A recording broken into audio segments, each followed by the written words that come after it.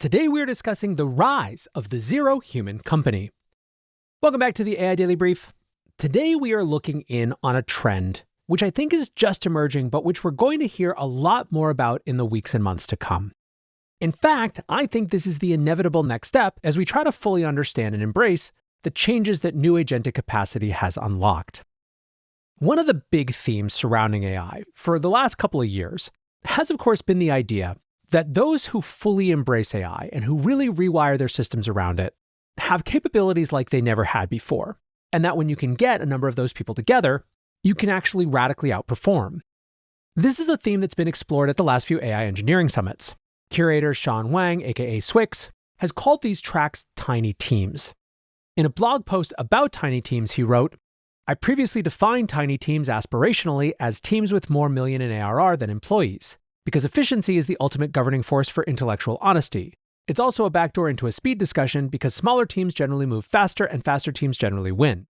Now, after discussions with 7 teams that in aggregate have 100 people and 200 million in ARR, he found that some of the common threads were very different approaches to hiring, like paid work trials, where both parties could see if it was a good fit before fully committing, product-led hiring, i.e. customers who quit their jobs to join the company, very high-end top-of-market salaries, and a big focus on senior generalists versus junior employees.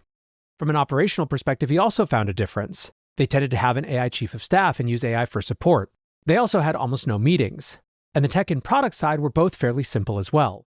Former Super.com founder Henry Shih, who's now at Anthropic, has also been tracking this phenomenon with his Lean AI leaderboard.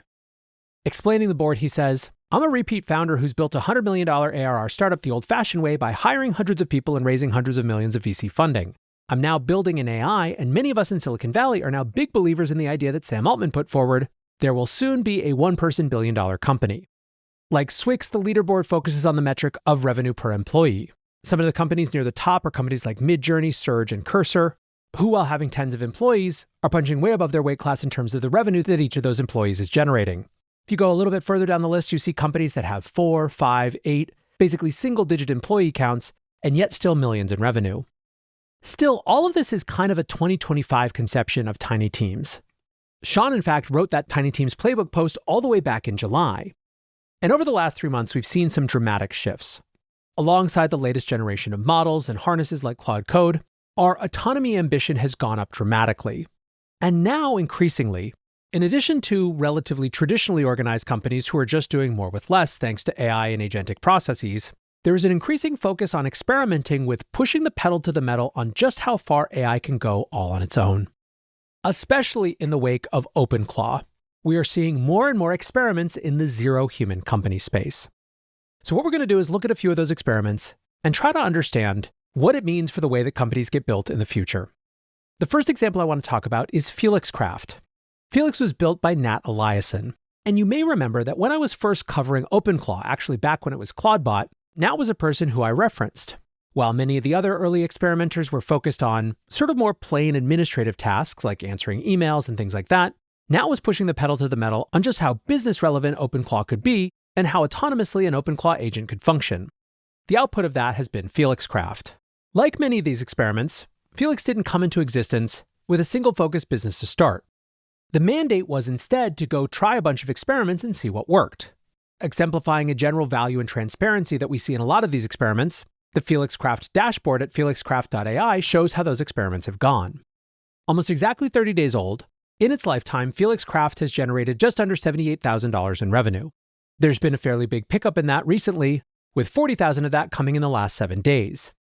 This is split across 4 earning streams.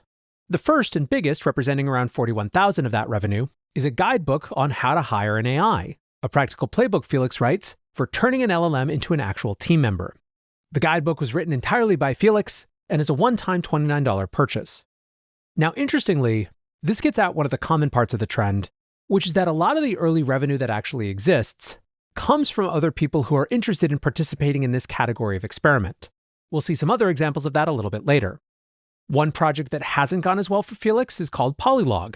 It's described as a collaborative writing platform where AI agents join your workspace as real team members, reading documents, leaving comments, and editing alongside you.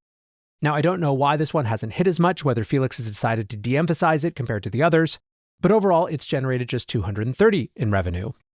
The other big portion of revenue comes from ClawMart, which you can find at shopclawmart.com. ClawMart is pitched as the App Store for AI assistants and is one of about 1,000 of these things that I expect that we'll see before one or a handful really start to see network effects. There are 2 things currently that you can buy from ClawMart. The first are actual AI configurations and AI personas that you can buy wholesale. For example, for $49, you can get Tegan, a content marketing AI with a multi-agent writing pipeline, Grok research, Opus drafting, and a brand voice system. It comes with a complete persona, i.e. all of the markdown files that you would use to create an agent with Claude Code or with OpenClaw, plus a set of skills to go with it. For $99, you can also get a Felix template. Now, in addition to those personas, you can also buy skills, although right now most of them are free. Skills are things like YouTube access for agents, an agent ops playbook, a homepage audit skill. Skills are markdown files that contain information which expands the capability set for the agents that you already have. Now, obviously, ClawMart is very nascent right now, but I'm telling you that this is going to be a hugely important resource category in some way, shape, or form in the period that we have coming up. Based on Felix Craft's business dashboard, Felix has generated around $25,000 and another $11,000 as a cut from all the other things on the marketplace. Now, the next experiment I wanted to feature is called Pulsia. Pulsia goes even more meta. Instead of just being a zero-human company, Pulsia is a platform for building zero-human companies. It comes from entrepreneur Ben Serra or Ben Broca. I've seen it both ways. Apologies, Ben. Not sure which you prefer. And in this clip from the Agents at Work podcast, Ben describes his motivation. The most exciting thing to me at this point as an entrepreneur is not to build another SaaS or try to target a specific demographic or problem to solve. It's to build the platform where I could build 1,000 companies. So it started with this crazy idea, and I was like, you know what? Let me start at the end state, because we all know the end state is that AI can do everything. So let me build that now and see what breaks, right? And so I started building it in November of last year, and pretty much like in a month it was built. So what's so interesting to me about Ben's process here is that at right around the time that this new generation of models that unlocked all these agent capabilities came online, the Opus 4.5s, Codex 5.2, etc., Ben decided to run an experiment where instead of trying to understand the limitations of AI, he just simply ignored them. As he put it, he skipped to the end state where AI can do everything, built a platform to try to let it do everything, and just waited to see what would break in actual practice. The platform is called Pulsia. And basically, it's a platform for running companies autonomously. When you sign up for Pulsia, you can either grow your own company or you can create a new one. When you create a new company, you can either build your own idea or you can just ask it to come up with an idea. I'm going to press Surprise Me and see what it comes up with. Now, believe it or not, I've recently switched my setup, and I just finished recording this entire episode only to realize that it hadn't been plugged in. So this is now the second time that I've had Pulsia go out and research to see if it could figure out a good autonomous business to be initiated by me. In both cases, I've been fairly impressed with how deep it goes, not just in research, but in consideration what would be a good business that would align with me based on the things that it can find about me from the internet. The last business that it suggested for me was called Headcount, and basically recognized that where superintelligent leaves off is at the end of agent strategy, not veering into agent implementation. And so Headcount was an agent ops platform to actually allow people to manage agent employees exactly as they would human employees. And so as we wait for Pulsia to determine what my second autonomous company would be, this is what Pulsia does. Once you settle on an idea, it builds a mission statement, it does a market research guide, it tweets it out on the Pulsia Twitter account, and starts to do other things like build a homepage and prep a set of tasks that it can do in the background while you're not paying attention. Those tasks are going to be things like trying to find customers and reaching out to them. Before you're triggered to pay for subscription, Pulsia will architect the basics of your company, and then if you go in for a $49 a month subscription, that's when it starts running tasks in the background. Here's how Ben explained it on the Product Hunt page. For $49 a month, you get 30 days of full autonomy. The agent runs daily cycles handling engineering, marketing, and operations. On top of that, you get 5 free tasks and 10 more once you start paying, so 45 tasks total. Each task is a full agent task that costs real dollars. You also get a web server, a database, an email address, $5 a month worth of APIs, and more. This is, in other words, a company-in-a-box strategy. And Ben also points out that the subscription revenue is really just about covering their costs, and that the real goal is to make money as the businesses launched with Pulsia make money, taking a 20% rev share. Ben says, think incubator, not SaaS. There is a lot of interest in Pulsia, and to the extent that Pulsia has become ground zero for the broader zero-human company space, clearly a lot of interest in the broader trend. Since the beginning of February, Pulsia has jumped from low single-digit thousands of ARR to a run rate of 1.5 million today. That run rate has jumped $1 million in 1 week. There are now over 1,500 active companies on the platform. Now, exactly what it means to be a company is something we will explore at the end of this show, but clearly there is a lot of interest here. Now back at my Pulsia, believe it or not, it has once again created almost exactly the same thing, even coming to the same name. In fact, I wonder if even though I deleted the company, it's still stored it somewhere and could pull it back up. In either case, it certainly did a great job for me at least, of assessing something that I would theoretically be interested in. Headcount is the workforce management platform for AI employees. Enterprises deploy agents through any builder they want, then manage them through headcount with roles, KPIs, performance reviews, and org chart level visibility. One dashboard for your entire digital workforce. Now, Pulsia is not the only company going after this platform for zero human company space. AI creator Tom Osman has also recently announced ZHC Company. ZHC standing, of course, for Zero Human Company. ZHC.company reads, ZHC is an autonomous AI platform that builds and runs entire companies.